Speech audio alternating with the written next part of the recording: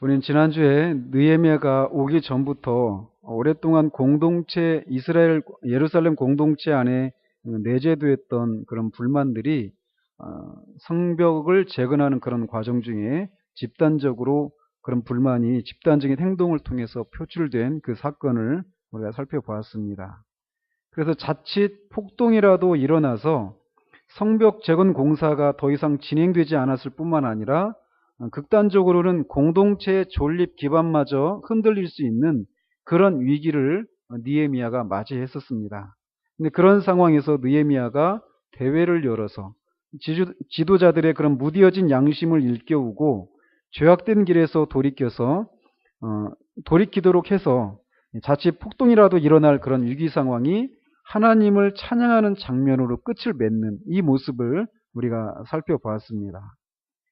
이렇게 지도자들의 잠든 양심을 일깨우고 그들의 몰인정한 행동이 하나님의 대적자들의 비방거리가 되고 결국 그것 때문에 하나님의 영광을 가리게 되는 일이 일어나게 된다라는 이런 느헤미야의 지적에 이 지도자들이 자신들의 죄악을 회개한 결과 이렇게 폭동 일보 직전에서 찬양으로 바뀌는 그런 놀라운 일이 일어나게 되었던 겁니다. 그것이 어떤 한 개인에게만 일어난 것이 아니라 지도층 전부에게 일어났었던 거죠. 그런 것처럼 이런 일은 교회가 영적인 그런 생명을 잃어버리고 교회로서의 그런 본연의 그런 임무들을 감당하지 못하는 그런 침체기에 있을 때, 침체기를 넘어서서 교회가 정말 세상의 비방거리로 전락할 때마다 하나님께서 다시금 교회를 살리시는 이 부흥을 허락하실 때마다 이런 일들이 항상 일어났었다라는 겁니다. 부흥이 일어날 때 항상 일어나는 것들은 이 교회가 자신들의 그 교회 안에 숨겨진 죄악들을 드러내고 특별히 지도자들의 죄악을 드러내는 것으로부터 부흥이 시작되었다라는 것을 말씀을 드렸습니다. 우리나라도 1903년의 원산 대부흥이나 1907년에 평양의 대부흥도 다 이런 식으로 시작을 했던 것입니다. 또 18세기 영국의 웨슬레와 휘필드를 중심으로 한 그런 영국의 부흥도 만약에 그 부흥이 없었다라면 프랑스가 대혁명으로 완전히 피바람이 불었던 것처럼 영국 사회도 그런 일이 일어날 수 있었던 그런 상황이었는데 휘필드와 웨슬레를 중심으로 한 이 부흥 운동이 이 혁명을 피해가게 만들었다라고 일반 역사가조차도 그렇게 평가할 정도로 그런 식으로 이 부흥이 임할 때 항상 이런 죄에 대한 대대적인 각성이 역사들이 있었다라는 것을 말씀을 드렸습니다. 그러면서 오늘날 우리 사회의 그런 모습들에 대해서 이렇게 저렇게 말씀을 드렸습니다. 우리 시대도 정말 부흥이 필요한 그런 시대다라는 것을 지난주에 말씀을 드렸습니다. 정말 손봉호 교수 같은 분은 그렇게까지 표현을 합니다. 우리 한국교회만큼 교회 역사 가운데 오늘날 한국교회만큼 부패한 교회는 없었다라고 평가를 합니다. 그만큼 오늘날 한국교회가 부패해 있다라고 말을 하고 있어요. 그러면서 저도 마찬가지지만 우리가 그냥 우리 한 개인이 영적으로 성장하고 하나님의 은혜를 풍성히 누리고 이런 것을 넘어서서 우리가 교회를 좀 볼 수 있었으면 하는 그런 마음을 늘 가지고 있습니다. 어쨌건 우리는 지난주에 이 모습 속에서 우리 시대도 이 부흥이 필요한 그런 시대다라는 것을 이렇게 말씀을 드리면서 우리가 이 부흥을 위해서 기도하는 그런 공동체, 그런 사람들이 되어야 한다라고 말씀을 드렸습니다. 자, 그러면서 이제 성벽 재건 공사가 이렇게 진행되 중에 이렇게 일어났었던 이 문제들을 이제 느헤미야가 그렇게 조치를 취했는데 그의 그 행동이 백성들로부터 인기를 얻고자 일시적으로 처방을 한 것이 아니다라는 것을 우리가 읽은 이 본문 속에서 우리가 보게 됩니다. 그는 그 전임 총독들과는 달리 이 예루살렘에 총독으로 왔는데 유다 땅에 총독으로 왔는데 총독으로서 마땅히 받을 수 있는 그런 녹을 받지 않았다라는 거예요. 급여를 받지 않았다는 겁니다. 그것도 12년 동안. 12년 동안 녹을 받지 않았고 그의 수하들도 백성들에게 압제를 행사하지 않았다라고 말을 하고 있습니다. 또 그는 땅을 사지 않았고 그와 그의 수하들도 성벽을 재건하는 일에 직접 동참을 했고 또 매일 150명의 민장들을 백성의 지도자들이죠. 이런 매일 150명의 민장들과 또 이방 지역에 있는 그런 사람들의 이방 지역으로부터 오는 그런 손님들을 대접하기 위해서 매일 소 한 마리 뭐 이런 엄청난 그런 양이 소 한 마리, 살진 양 6마리, 뭐 닭도 여러 많이 준비하고 매일 이렇게 많은 경비를 경비를 필요로 하는 일들이 있었는데 이 모든 것을 느헤미야가 자비로 이거 총독의 녹을 받지 않고 또 백성들에게 압제를 행하지 않고 자비로 이 모든 것들을 감당을 했다라고 기록되어져 있습니다. 그래서 학자들은 그렇게 판단을 하는데 아마 그가 이렇게 많은 경비가 지출되었을 텐데도 이렇게 자비로 모든 경비를 충당할 수 있었던 것은 그가 계속해서 수를 관원으로서의 그런 직급을 계속 유지하면서 그에 따른 급여를 받고 있었기 때문일 것이다. 이렇게 얘기를 합니다. 자, 그러면서 이것을 행한 동기가 무엇인가를 15절과 18절 또 19절에서 얘기를 하고 있습니다. 15절에서는 이런 행동의 동기를 내가 하나님을 경외함으로 이렇게 했다라고 말을 하고 있습니다. 하나님을 경외하는 것 때문에 또 18절에는 백성의 부역이 중함이었더라. 압제를 하지 않은 것은 백성의 부역이 중함이었기 때문이다. 그래서 백성의 부역은 이렇게 노동력이 착취되는 이런 것보다도 이 식민 지배를 받고 있기 때문에 우리가 지난주에 살펴봤던 것처럼 이 왕에게 페르시아 왕에게 끊임없이 계속해서 세금을 바치는 그 의무를 감당을 했던 거죠. 그런 것들 때문에 그런 힘들어하는 그런 상황이었다라는 거죠. 그런 백성들의 이 고역을 헤아리면서 이렇게 했다 또는 하지 않았다라고 말을 하고 있다라는 거예요. 또 19절에서는 이 모든 선한 일들을 하는 것에 대해서 하나님께서 은혜를 주실 것을 기대하는 마음으로 이것을 했다라는 것을 우리가 보게 됩니다.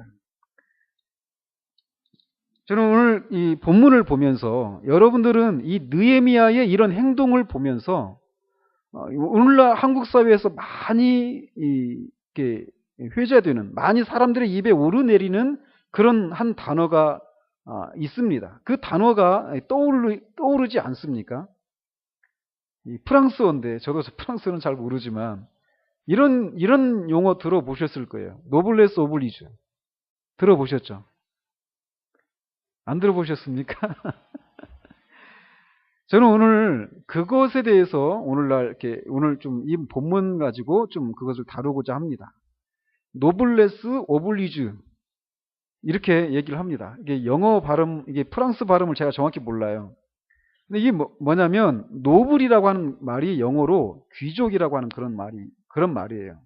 근데 거기에서 나온 것 같아요. 근데 이게 뭐냐면 노블레스 오블리주 이거는 프랑스어예요. 프랑스어인데 귀족성은 의무를 갖는다. 이것을 의미한다라는 거예요. 귀족성은 의무를 갖는다. 그래서 보통 이게 사전적인 의미예요. 제가 위키 백과사전인가요? 거기에서 제가 지금 따온 건데 거기서 보면 보통 부와 권력, 명성은 사회에 대한 책임과 함께해야 한다는 의미로 쓰인다라는 거죠. 즉 노블레스 오블리주는 사회 지도층에게 사회에 대한 책임이나 국민의 의무를 모범적으로 실천하는 높은 도덕성을 요구하는 단어다라는 거예요. 그러니까 부자라면 그리고 신분이 높은 사람이라면 그리고 아주 권력자라면 그리고 그런 높은 그런 귀한 명예를 갖고 있는 사람이라면 그런 지도층에 있는 사람들이라면 그 지도층으로서 사회에 대한 그런 책임들을 감당을 해야 된다라는 거죠. 아시겠죠? 노블레스 오블리주가.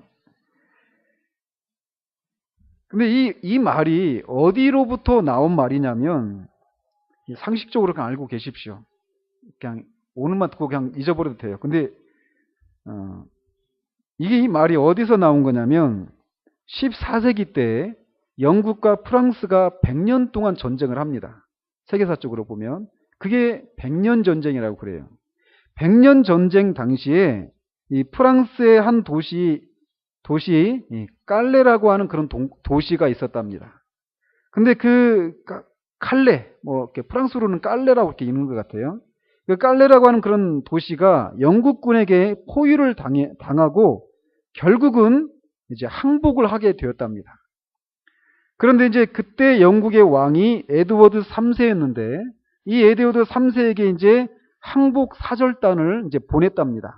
그래서 항복을 이제 하면서 우리를 좀 살려달라 이런 이제 요구를 했겠죠. 부탁을 드렸겠죠.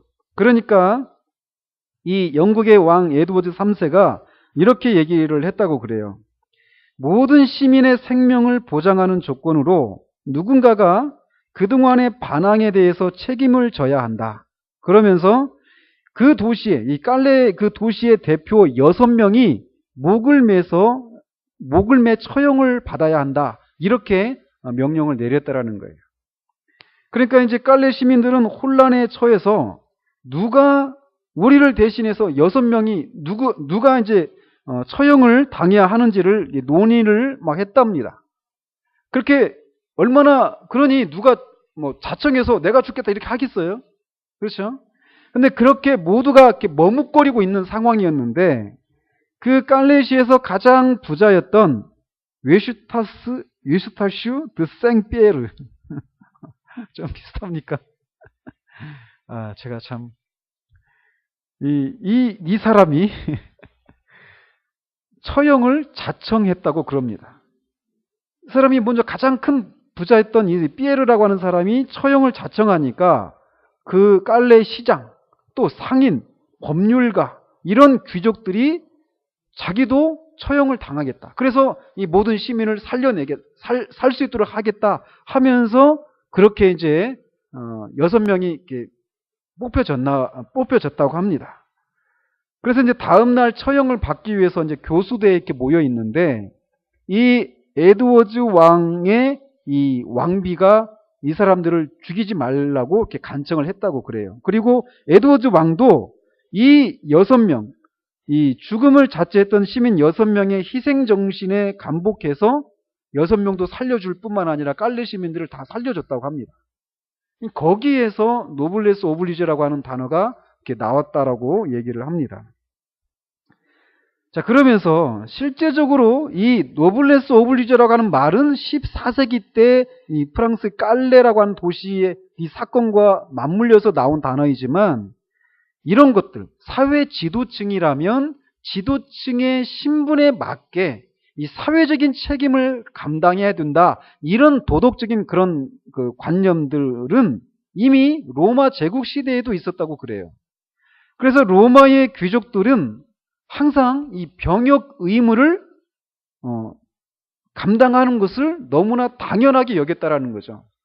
그래서 뭐 그걸 제가 다 말씀드리려고 하면은 시간도 많이 걸리는데 어쨌건 이 로마의 귀족들은 이렇게 병역 의무나 또는 기부하는 거, 자기 재산을 기부하고 자기 이름을 딴 어떤 건물이나 도로가 깔려서 누구누구 뭐 건물, 누구누구 도로 이런 식으로 이렇게 이름이 불려지는 것을 굉장히 명예롭게 여겼다고 그래요. 그리고 또 근자에 이런 얘기 많이 들으셨을 거예요. 6.25 전쟁 때 중국의 모택동이 이렇게 들어왔잖아요. 근데 그때 모택동의 아들도 이 통역장교로 그 전쟁에 참전을 했다고 그럽니다. 그런데 폭격으로 죽었다고 그래요. 그러니까 이제 그 모택동의 부하들이 그 아들의 시신을 이제 그 부하들이 이제 가져오려고 하니까 모택동이 그걸 말렸다고 그럽니다. 그러면서 지금도 북한에 어디에 지금 묻혀 있대요. 모택동의 아들이. 그러면서 했던 얘기가 내가 지도자인데 이 전쟁에 내 아들이 가지 않는다라면 내가 어떻게 지도자라고 할 수 있겠는가? 또 그러면서 그 다른 다른 집에 다 자제들은 죽어서 그 땅에 다 묻혀 있는데 내 아들만 또 그 시신을 챙겨온다라는 것 하는 것도 지도자의 그런 덕목에 맞지 않다라는 거죠. 그래서 그것도 가져오지 않았다고 그래요. 전쟁이 끝나고 나서 3년 뒤에서 그 아들의 부인, 그러니까 자부죠. 자부에게 그 소식을 알릴 정도로 그렇게 그런 것을 이렇게 실천을 했다고 그래요. 또 근자에 보면 2008년도에 세계적인 그런 경제 위기가 이렇게 왔잖아요. 그리고 지금도 그 여파가 계속 진행되고 있는데 미국의 그 유명한 그 투자가 있죠. 워렌 버핏 아시죠? 이 시사도 여러분들이 있습니다. 워렌 버핏이라고 하는 사람이 주장하기를 뭐라고 말을 하냐면 부자들을 더 이상 법으로 보호를 하지 말아라. 우리들은 충분히 보호를 이미 충분히 받고 있다. 그러니까 부자들에게 세금을 더 높이 매겨라. 소위 그게 무슨 세라고 그러죠? 버핏세라고 그래요. 그 이름을 따서. 그 사람 이름을 따서. 그리고 상속세율을 높이라는 거예요. 점점 우리나라하고 반대로 가죠. 또 유럽의 재정위기, 지금도 유럽의 재정위기가 막 그리스부터 시작해가지고 지금 포르투갈, 스페인, 지금 프랑스로 지금 넘어가는 판이에요. 네덜란드도 지금 흔들리고 있고요. 세계 경제가 지금. 그런데 그런 유럽의 재정위기가 왔을 때 프랑스의 부자들이 자발적으로 납세를 하는 거예요. 자발적으로. 재정을 충당하기 위해서. 그러니까 이런 것들이 이 노블레스 오블리주를 그 행사하는 그런 모습이라는 거죠. 그런데 우리나라의 상황으로 좀 들어와 보십시다. 우리나라의 대통령을 필두로 해가지고 병역 의무, 얼마나 이 사회 지도층들이 국민의 4대 의무 중에 하나인 병역 의무를 감당하는 사람이 얼마나 많이 있습니까? 우리가 그런 것을 볼 수 있어야 돼요. 또 뭐냐? 납세. 이 버핏 같은 경우는 우리 부자를 더 이상 보호해 주지 말아라.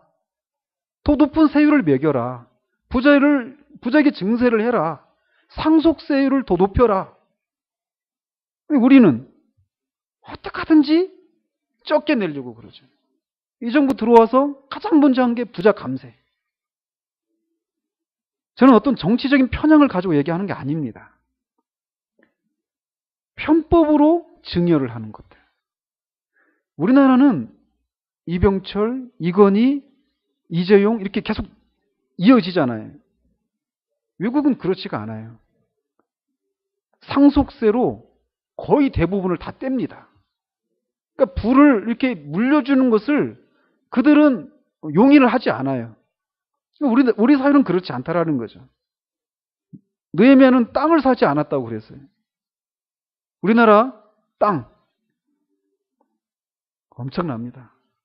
그 지금 우리 광성지에 살고 있는 그 지역 땅도 대부분 타 지역 사람들입니다. 그죠? 대부분 그래요.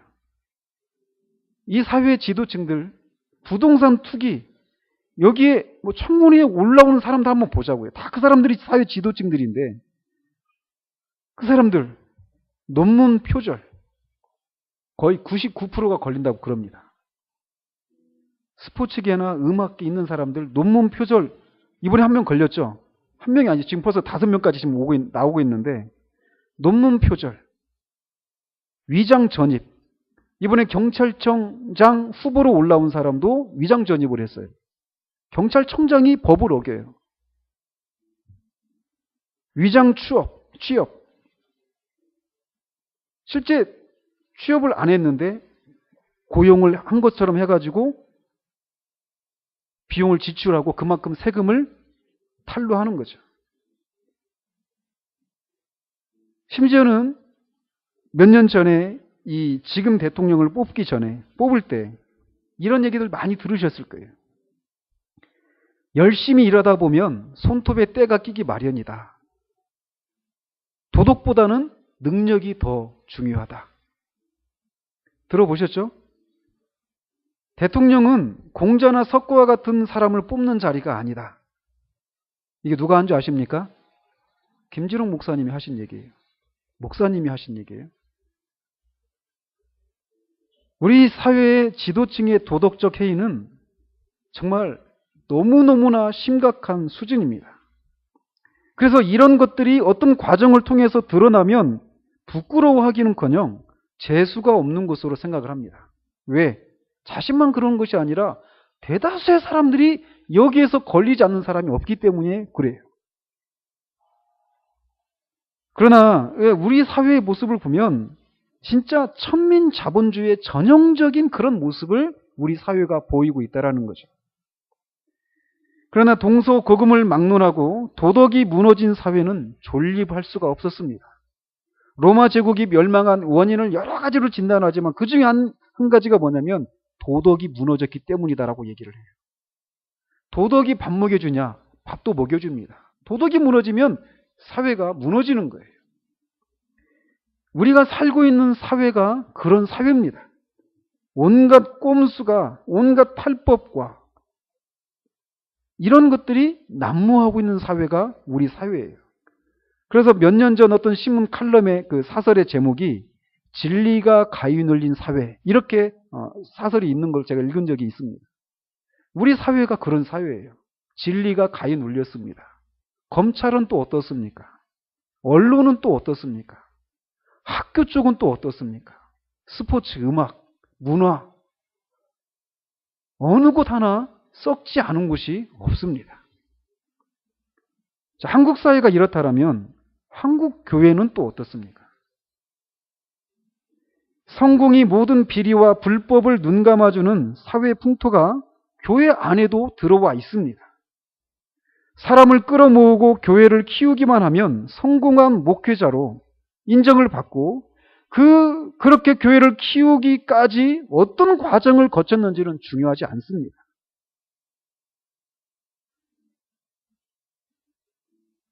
부자가 되면 다 하나님의 축복이라고 생각을 합니다. 온갖 승리주의가 한국교회를 병들게 하고 있다는 거예요.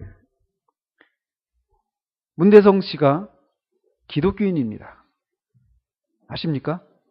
문대성 씨가 기독교인이에요. 아테네에서 그 금메달 따고 막 기도했던 장면이 있었거든요.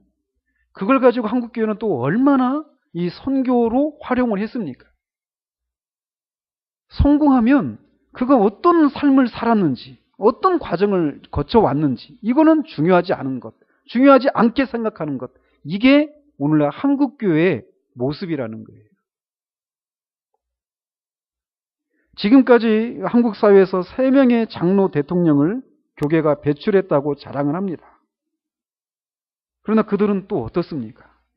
지금 대통령까지 해서 3명의 장로 대통령을 배출했단 말이죠. 교회마저도 한국 사회의 부패함에 대해서 뭐라고 얘기할 수 없는 지경에 이르게 되었습니다. 우리 승경 기자가 그걸 현장에서 너무나 많이 봤죠. 그러나 공의의 하나님이 가만히 내버려 두시겠는가라는 겁니다. 지금 오늘 이 느헤미야의 이 모습, 얼마든지 총독으로서 총독의 녹을 받을 수 있습니다. 그리고 그 권력을 정당하게 행사할 수 있어요. 땅도 살 수 있고. 그러나 그럼 그것을 하지 않아요. 한국 사회는 사회 지도층들에게 요구되는 노블레스 오블리주를 실천하는 사람들을 찾아보기가 쉽지 않습니다. 세상도 그렇고 심지어 교회에서조차도 그렇습니다. 물론 있습니다. 그래서 오늘날 2030 세대, 이 젊은 세대에게 인기를 끌고 있는 이 정치를 할지 말지 모르는 그 사람이 그렇게 인기를 끄는 것이 그의 삶이 이렇게 사회 지도층으로서 기부도 하고 사회적인 어떤 그런 책임들을 잘 감당한 이런 삶을 살아왔기 때문에 사람들에게 막 인기가 있어요. 그런 사람처럼 있긴 있단 말이죠. 그러나 소수라는 겁니다. 노블레스는 사회의 지도층을 가리킵니다. 즉 노블레스 오블리주는 사회 지도층에게 요구되는 이 사회적인 책무를 가리킨단 말이에요. 그러나 모든 그리스도인은 사회의 지도층 정도가 아니라 이 세상의 소금과 빛이라고 주님이 말씀하십니다. 인간이 어떻게 살아가야 하는지를 보여줘야 할 유일한 빛이라는 거예요.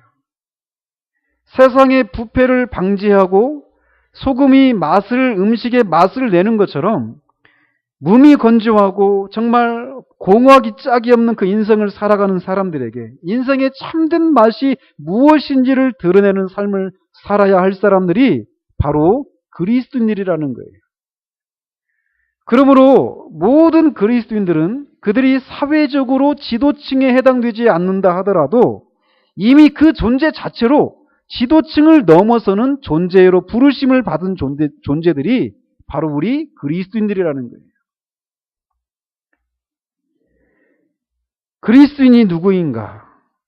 마태복음 5장 48절에 그러므로 하늘에 계신 너희 아버지의 온전하심과 같이 너희도 온전하라 라고 하는 이 높은 삶으로 부르심을 받은 존재들이 바로 저와 여러분과 같은 그리스도인들이라는 거예요.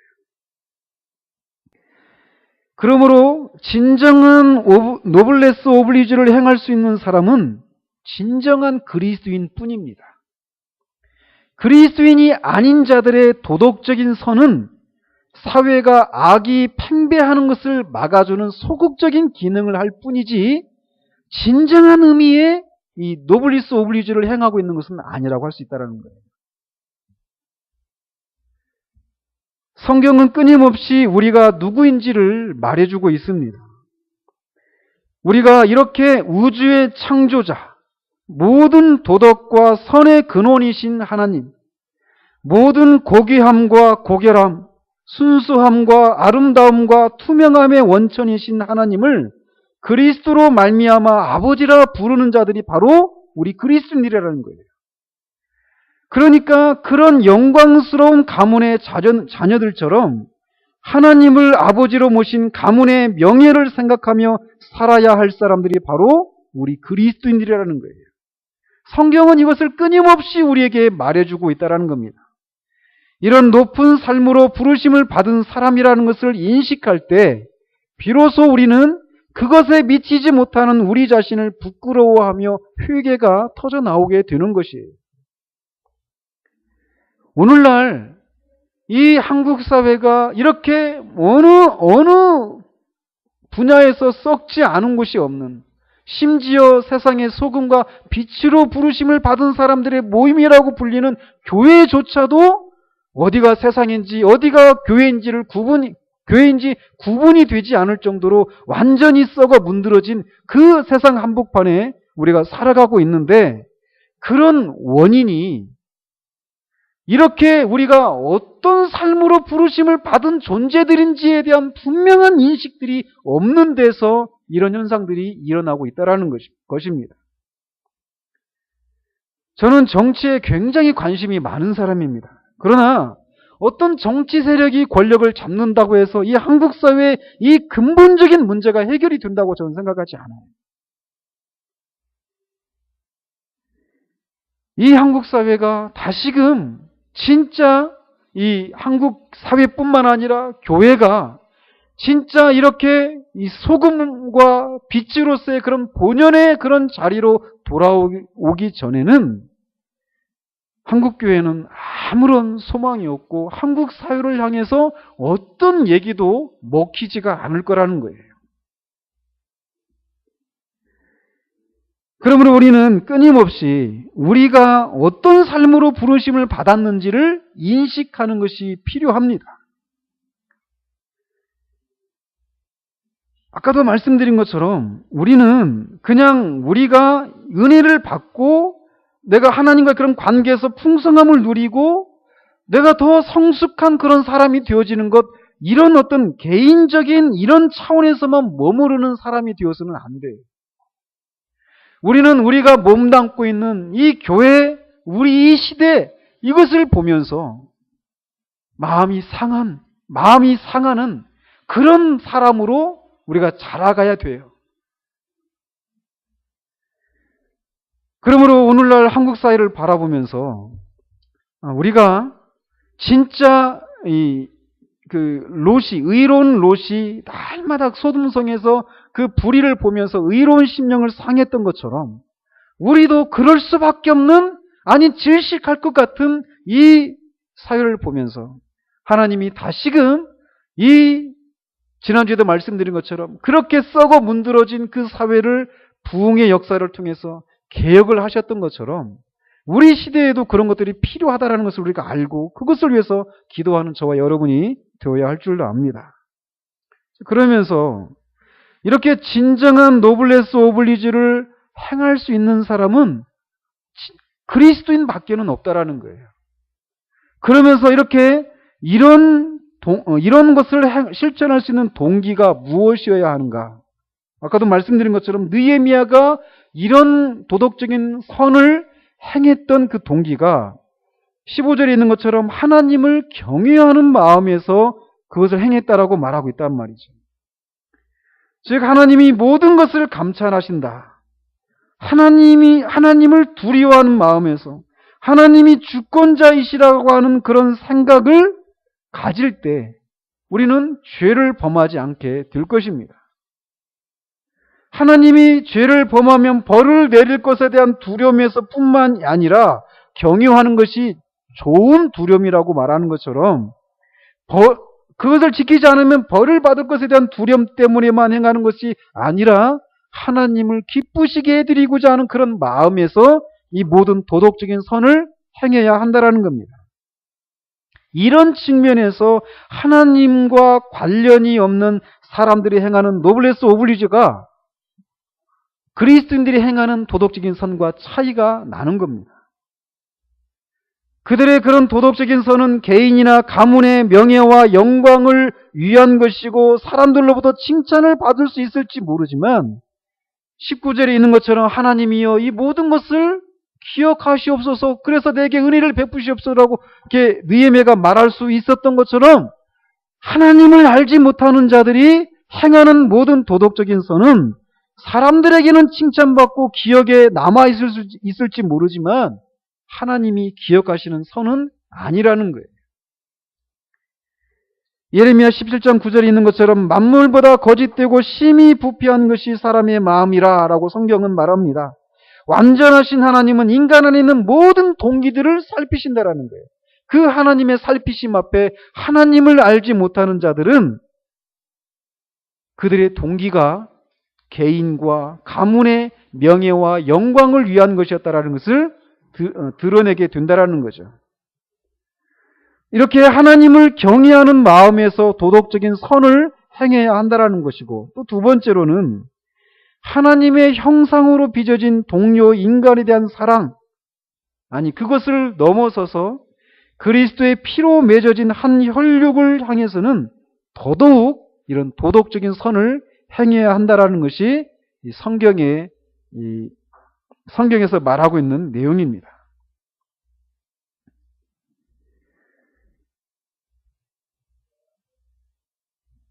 그러므로 우리는 다시금 우리가 누구인지를 자각을 해야 됩니다. 비록 사회에서는 노블레스라고 여겨지지 않아도, 즉 사회에서는 사회 지도층이라고 불려지지 않는 아주 그냥 소시민에 불과한 사람이라 할지라도 우리가 그리스도인이기 때문에 그 존재 자체로 우리는 노블레스 이상의, 사회 지도층 이상의 존재라고 하는 사실들을 늘 인식을 해야 한다는 거예요.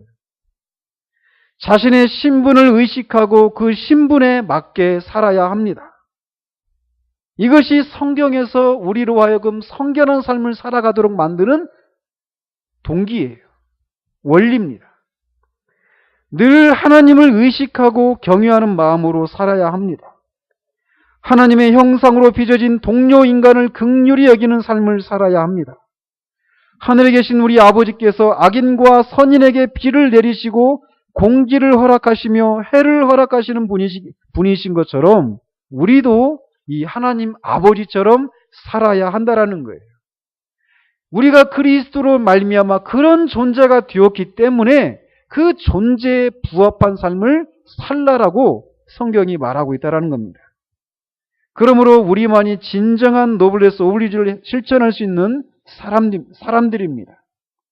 우리 안에 계신 성령의 능력과 우리의 부족한 섬김을 온전한 섬김으로 높여주시고 이끌어주시는 그리스도의 중보로 말미암아서 우리가 완전하신 하나님을 섬길 수 있고 그 하나님의 형상으로 빚어진 동료 인간들을 사랑으로 섬길 수 있고 우리가 이 땅에서 얼마든지 지위와 권력과 부와 명예를 가지고 있지만 그것을 우리 자신을 위해서만 사용하는 것이 아니라 이 동료 그리스도인을 향해서 이 사회를 위해서 그런 것들을 사용할 수 있는 유일한 사람이 바로 우리들이라는 거예요.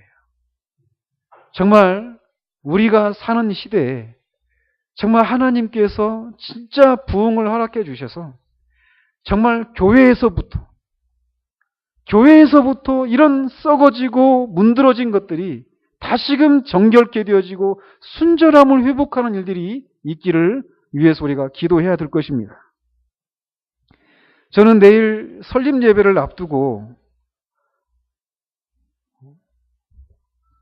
그냥 처음에는 그렇게 크게 제게 이 설립 예배라고 하는 것이 크게 다가오지를 않았습니다. 그런데 지난주부터 제 마음에 이게 그냥 어떤 통과 의례처럼 그냥 의례껏 있는 것처럼 그냥 그 정도로만 생각했던 이 설립 예배가 저한테는 다시금 이렇게 무엇을 위해서 목회를 해야 되는가, 또 그 목회를 감당하기 위해서 어떤 것이 필요한가, 이 본질적인 문제에 대해서 제가 개인적으로 고민을 하게 되었습니다.